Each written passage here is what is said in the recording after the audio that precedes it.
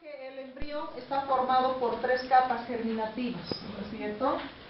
Ectodermo, mesodermo y endodermo. ¿Ya? Entonces, de este lado me voy a poner mejor porque está pequeño. Además, hemos visto también de que aquí estaría la cavidad amniótica y aquí el saco vitelino, ¿verdad? Todo esto es el disco embrionario formado por ectodermo, mesodermo y endodermo. Cavidad amniótica, saco vitelino. En el mesodermo habíamos dicho que tenemos lo que es el mesodermo paraxial, mesodermo intermedio y el mesodermo lateral, que se va a dividir en dos hojas. Una hoja somática o parietal y la otra hoja esplásmica o visceral, y entre ambas hojas va a estar la cavidad intraembrionaria, ¿sí?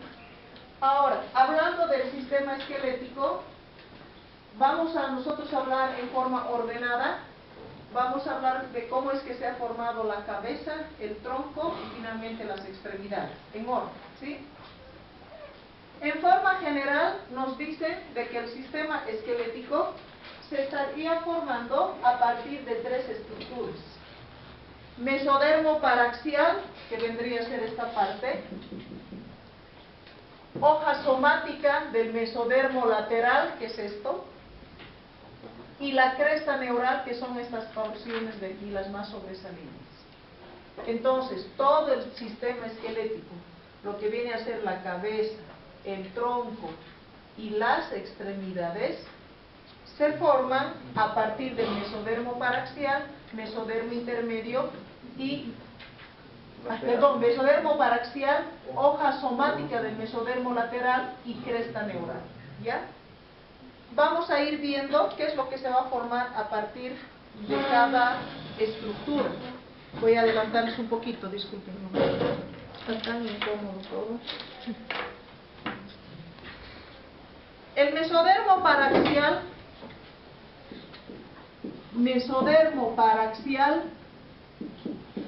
va a formar lo que viene a ser la bóveda y la base del cráneo, pero además va a formar también lo que es la columna vertebral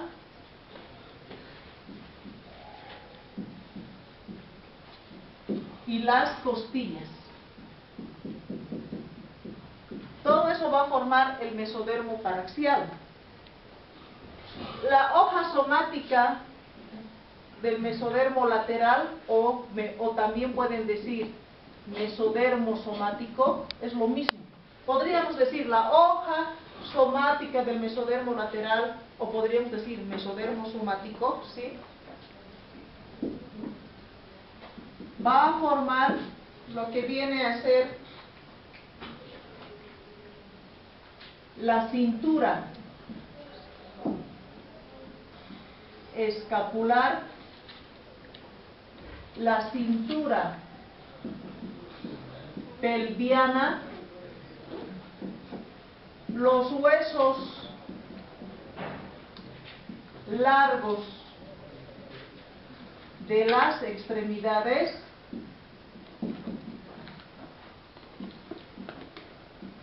pero además también el esternón.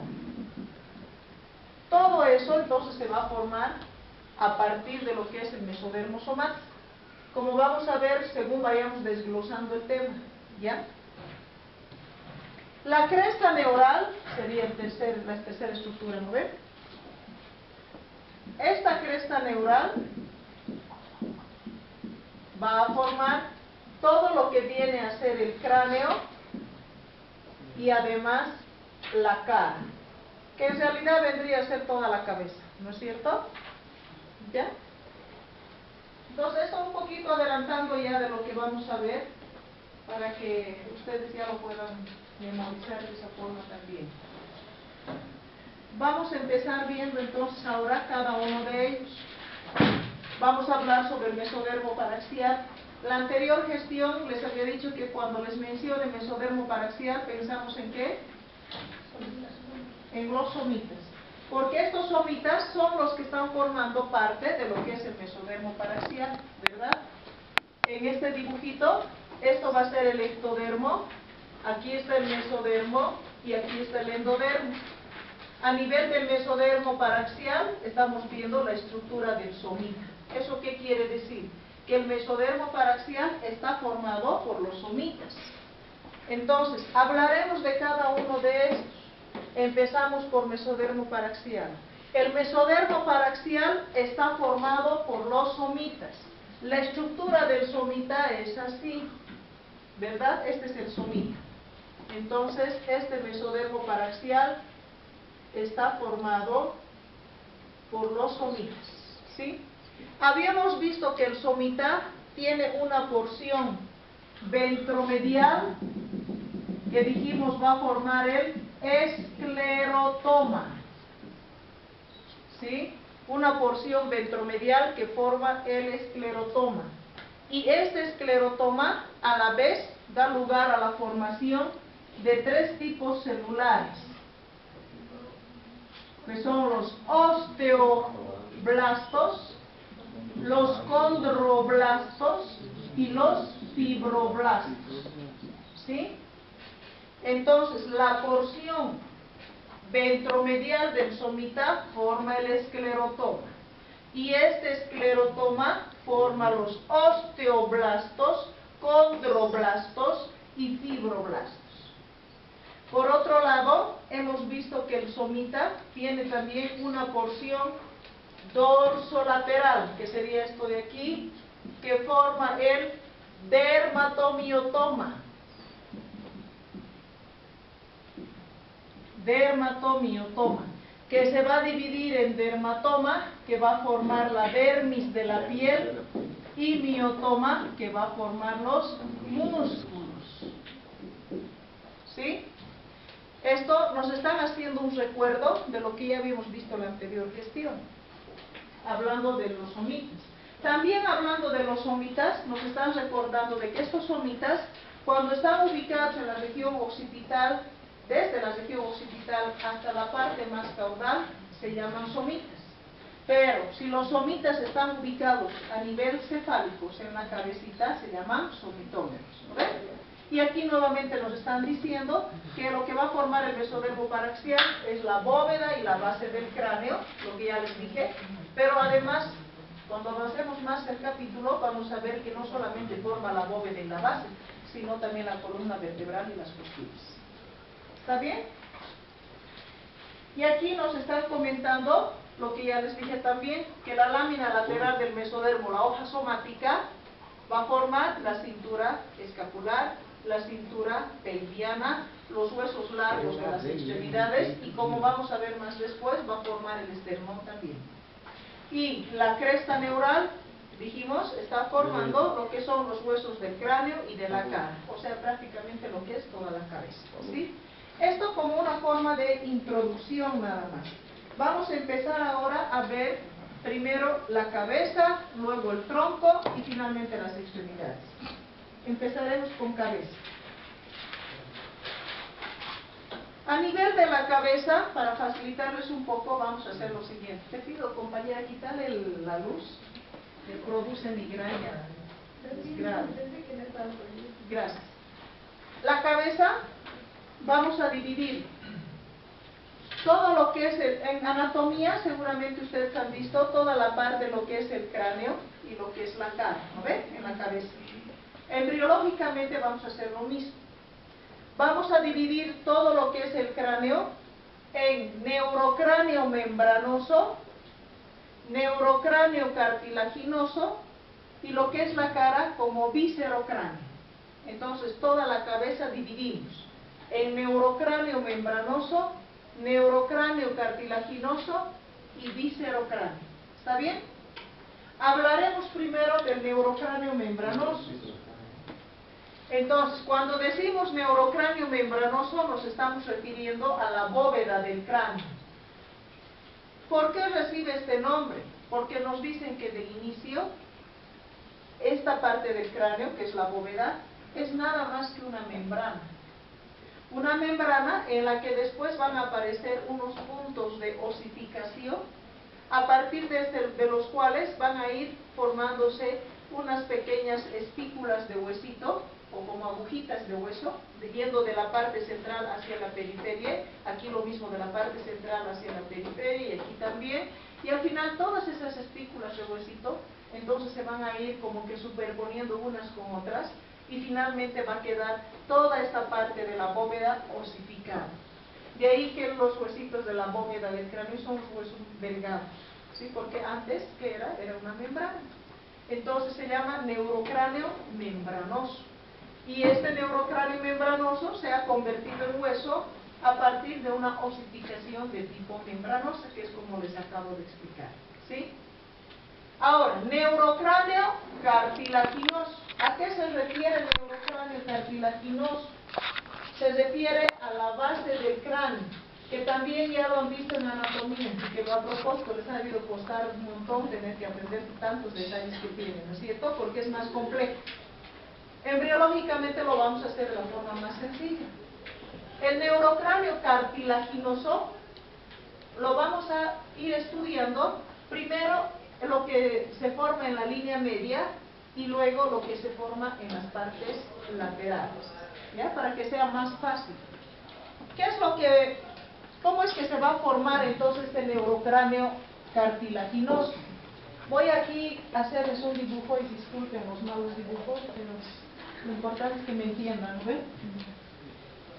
Vamos a ver entonces en la línea media cómo es que se va a ir a formar la base del cráneo.